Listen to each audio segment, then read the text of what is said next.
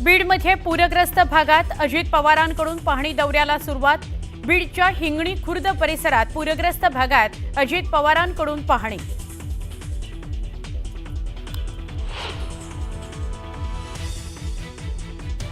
उद्धव ठाकरे आज पूरग्रस्त मराठवाडा जिल्ह्याच्या दौऱ्यावर, नुकसानीची करणार पाहणी।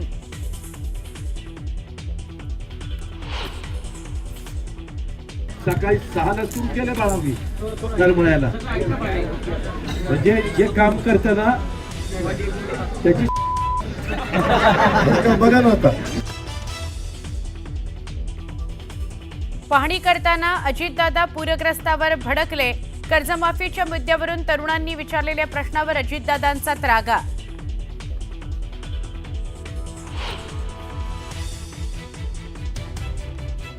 सरकार शेतकऱ्यांना मदत करण्याकरता कंजूसी करतंय, तर सरकार प्रसिद्धीच्या हव्यासापोटी शेतकऱ्यांना मदत करताना दिसतंय। एकनाथ खडसेंचा शिंदेंना जोरदार टोला।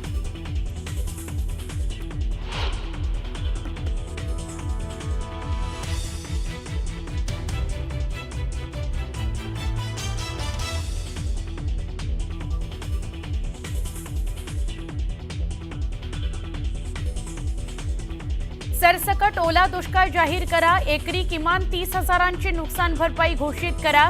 केंद्रानं बिहारप्रमाणे महाराष्ट्राला मदत द्यावी, राज ठाकरेंचं मुख्यमंत्र्यांना पत्र।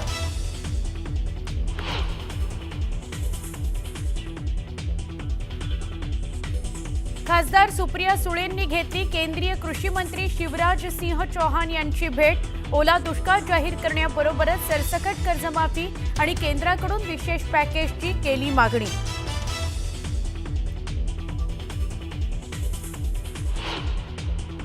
भाजपसह शिवसेनेचे मंत्री आमदार पूरग्रस्तांना मदत करणार।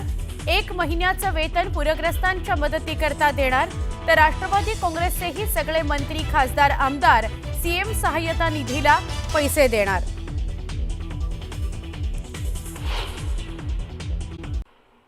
लातूर तालुक्यातील सारसा या गावात मांजरा नदीच्या पुरात विविध ठिकाणी अडकलेल्या एकूण 25 नागरिकांची यशस्वी सुटका करण्यात आलेली आहे।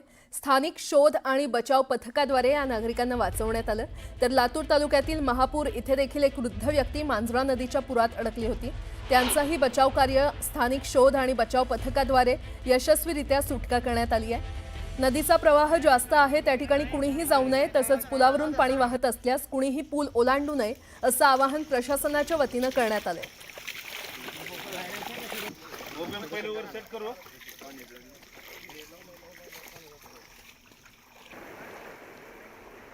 बचाव पथकानं एका वृद्धाची सुटका केली आहे। पुरामध्ये 25 नागरिक अडकले होते, त्यांची देखील सुटका यशस्वीरित्या करण्यात आलेली आहे।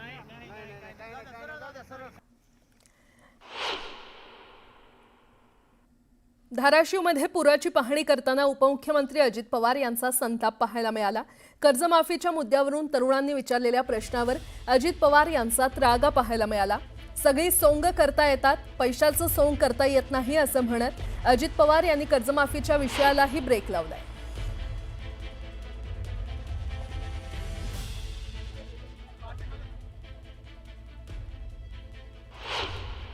आम्ही काही इथे गोट्या खेळायला आलोय, त्याला एवढं सकाळी 6ला सुरू केलं बाळावी करमळ्याला, म्हणजे जे काम करतं ना त्याची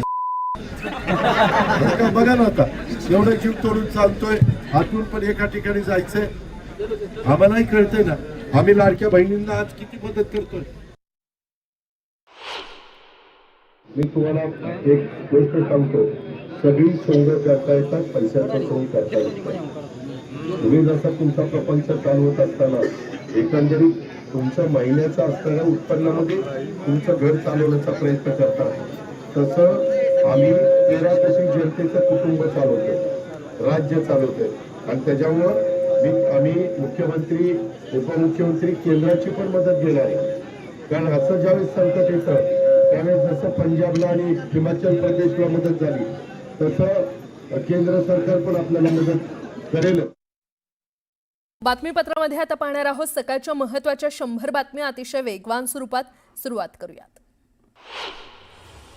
सोलापुरातील सीना नदीच्या पुराचा हाहाकार पाहायला मिळाला. पुरामुळे मोहोळ उत्तर सोलापूर तालुक्यातील हजारो हेक्टर शेती पाण्याखाली गेली आहे, तर सोलापूर पुणे हायवे बंद झालाय.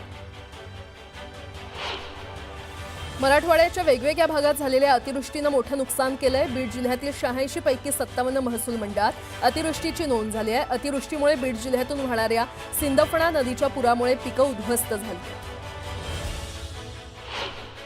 लातूरच्या निलंगा तालुक्यातील औराद शहाजानी इथे मांजरा आणि तेरणा नदीच्या संगमावर पूरस्थिती निर्माण झाली आहे आणि या पुरानं अनेक गावांना वेढा दिलाय. दरम्यान पूरस्थितीची भयावह दृश्य न्यूज 18 लोकमतवर पाहायला मिळतात. हिंगोलीच्या वसमत तालुक्यात मुसळधार पावसामुळे कापूस पिकांचं मोठं नुकसान झालंय. कापसाची बोंड मुसळधार पावसामुळे सडली आहे. अतिवृष्टीमुळे वेचणीला आलेलं पांढरं सोनं पूर्णपणे काळवंडलेलं आहे आणि होत्याचं नव्हतं झालं. आता जगायचं कसं असा सवाल शेतकरी करतोय. सीना कोळेगाव धरणातून पाणी सोडल्यानंतर करमाळ्याच्या आवाटी गावातील शेतात पाणी शिरलं आणि यामुळे शेतातील ऊस जमीनदोस्त झालाय. त्यामुळे शेतकरी हवालदिल झाले असून शेतकऱ्यांच्या डोळ्यात अश्रू पाहायला मिळतात. नांदेडमध्ये गोदावरी नदीला पूर आलाय. पुराचं पाणी नदीकाठच्या शेतात साचलंय आणि त्यामुळे 7 लाख हेक्टरवरील पिकांचं नुकसान झालंय. त्यामुळे ओला दुष्काळ जाहीर करून शेतकऱ्यांना हेक्टरी 50,000 मदत देण्याची मागणी शेतकऱ्यांनी केली आहे. नांदेडमध्ये गोदावरी नदीला पूर आल्यानं नदीकाठच्या काही भागात पाणी शिरलं. नदी समीराबाग परिसरातील घरात 3 जण अडकले होते. दरम्यान महापालिकेच्या अग्निशमन विभागानं अडकलेल्या 3घांची सुखरूप सुटका केली. जायकवाडी आणि माजलगाव धरणातून सोडण्यात आलेल्या पाण्यामुळे परभणी जिल्ह्यामध्ये गोदावरी नदीनं धोक्याची पातळी ओलांडली आहे. नदी पात्र सोडून वाहू लागली असून नदीकाठच्या शेतांमध्ये पाणी शिरलंय, तर अनेक घरांमध्ये पाणी शिरल्यामुळे मेंढरं, कोंबड्या आणि जनावरं वाहून गेली आहेत. दक्षिण सोलापूर तालुक्यातील हत्तूर गावात अडकलेल्या दोघांची सुखरूप सुटका करण्यात आली आहे. सांगली जिल्हा आपत्ती व्यवस्थापन पथकाच्या वतीनं बचाव कार्य करण्यात आले. सोलापूर जिल्ह्यातील पूरस्थितीचा सामना करण्यासाठी सांगली जिल्ह्यातून बचाव पथक रवाना झालंय. या पथकानं आतापर्यंत 10 लोकांची सुटका केली आहे. हिंगोलीच्या वसमत तालुक्यात 2 दिवसापूर्वी ढगफुटी सदृश्य पाऊस झाला आणि या पावसामुळे आसना नदीला मोठा पूर आला होता. या पुराचं पाणी ओसरलं, मात्र शेकडो एकर शेतामध्ये अजूनही पाणी साचलंय. आसेगाव, टाकळगाव, कन्हेरगाव, रुंज, गुंज या गावांच्या शिवारातील हळद, सोयाबीन, कापूस, मूग या पिकांचं मोठं नुकसान झालं. अतिवृष्टीमुळे शेवगाव तालुक्यातील शेतीचं मोठं नुकसान झालंय. बोधेगाव, राणेगाव येथील शेतकऱ्यांच्या झेंडू आणि कांद्याचं मोठं नुकसान झालंय. नांदेड शहरातील दुले शाहनगर इथे पुराच्या पाण्यात वाहून गेलेल्या 16 वर्षीय मुलाचा मृत्यू झालाय. शेख मिनाज असं मृत मुलाचं नाव असून गोदावरी नदीला आलेल्या पुरामुळे दुले शाहनगर इथल्या ओढ्याला पाणी आलं आणि या ओढ्यातून हा मुलगा वाहून गेला. नांदेडमध्ये गोदावरी नदीला पूर आलाय. पुराचं पाणी शेतात शिरल्यानं पिकांचं मोठं नुकसान झालंय. दरम्यान पुराच्या पाण्यानं एकानं आत्महत्येचा प्रयत्न केला.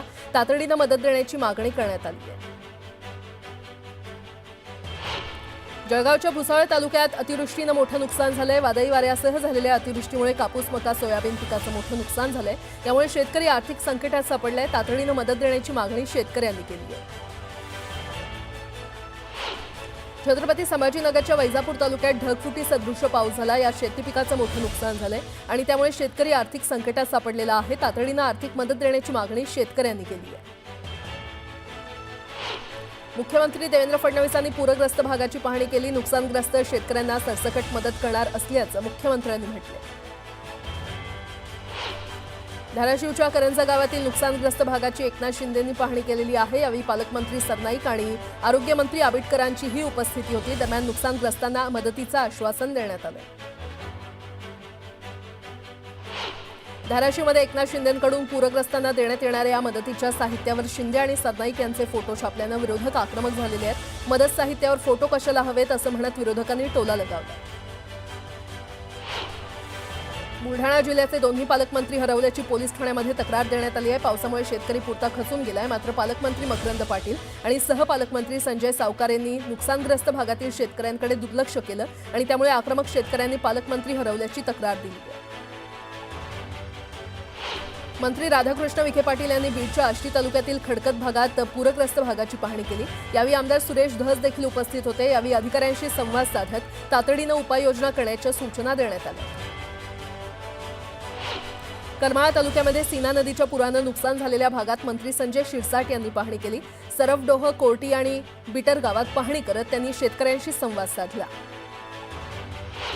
लातूर जिल्ह्याच्या औसा तालुक्यातील उजनी इथे अतिवृष्टीमुळे झालेल्या नुकसानीची पाहणी करण्यासाठी मुख्यमंत्री देवेंद्र फडणवीस आले होते आणि यावेळी शिवसेना उबाठा पक्षाचे खासदार ओमराजे निंबाळकर आणि आमदार कैलास पाटील उपस्थित होते. दरम्यान पंजाब सरकारनं ज्या पद्धतीनं शेतकऱ्यांना हेक्टरी 50,000 रुपये मदत केली तर महाराष्ट्र सरकार का करू शकत नाही असा सवाल खासदार ओमराजे निंबाळकर यांनी केला. बीडमध्ये मंत्री पंकजा मुंडे यांनी पूरग्रस्त भागाची पाहणी केली. यावेळी त्यांनी शेतकऱ्यांच्या खरी खाटेवर बसून जेवण केलं. अतिवृष्टीमुळे नुकसान झालेल्या शेतकऱ्यांना तात्काळ मदत करा आणि जर मदत देण्यास दिरंगाई केल्यास महाराष्ट्र जाम करू असा इशारा जरांगे यांनी दिलेला आहे. जरांगेंनी अतिवृष्टीमुळे मोठ्या प्रमाणात नुकसान झालेल्या भागांना भेट देऊन शेतकऱ्यांची व्यथा ऐकून घेतली.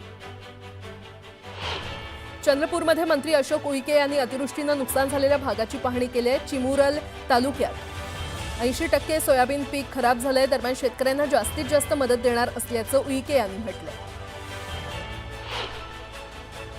आपल्या प्रत्येक भाषणात वादग्रस्त विधान करणारे शिवप्रतिष्ठानचे प्रमुख संभाजी भिडे यांनी सांगली येथील कार्यक्रमात पुन्हा एकदा विधान करून नवीन वाद ओढावून घेतलेला आहे. दांडिया खेळणं म्हणजे हाणगेपणा आहे असं मत संभाजी भिडे यांनी मांडलंय. तसंच भारत निर्लज्ज लोकांचा देश असल्याचं देखील त्यांनी म्हटलंय.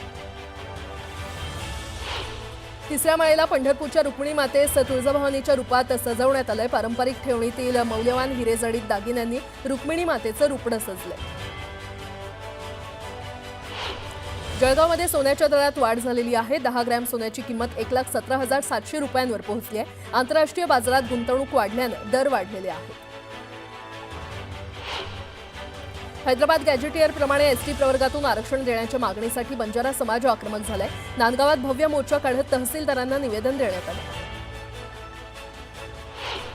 मंचरमध्ये आदिवासी समाजानं मोर्चा काढला होता. यावेळी एसटी प्रवर्गात घुसखोरी रोखण्याची मागणी करण्यात आली आहे. एसटी प्रवर्गातून इतरांना आरक्षण दिल्यास तीव्र आंदोलनाचा इशारा देण्यात आलाय.